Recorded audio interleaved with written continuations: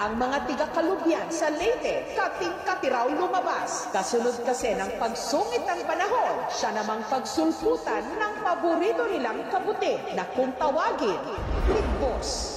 Yun po yung paniniwala dito ng mga matatanda. Kapag malakas yung ulan, tapos may kulog, may kidlat, may tutubo yun. Lumalabas siya tuwing tag-ulan. Kailangan niya ng mga nabubulok na dahon, nabubulok na sanga, at mga puno. So yun ang kanilang pinaka-basic food.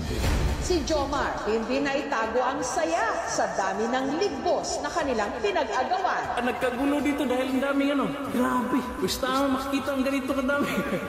First time po yun, ma'am, na may tumutubo po doon po. Sunod-sunod talaga siya, parang tinatanim po. Kapag tutubo po siya ng mga gabi, hindi kaya madaling araw, dapat makuha yan, ma'am, umaga. Dahil pagdating niya ng hapon, nalalanta na po yan. Ito na yung nakuha namin. Punong-puno na inigo namin ba? Ang paborito niyang luto rito, pinaisan. Ito na yung kuha natin na mga mushroom galing sa wild.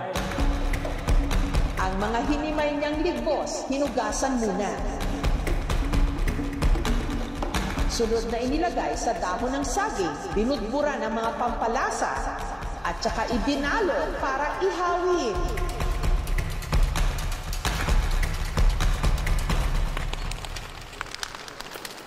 Patong lang natin dito sa may baga.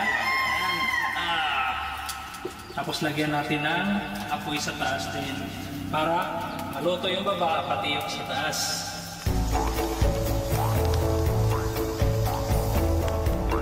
Minutes, okay na yung luto na. Kapag nasusunog na yung dahon na saging. Sarap siya. Yung lasa niya parang talong. Solve na rin po yung pag-ulam.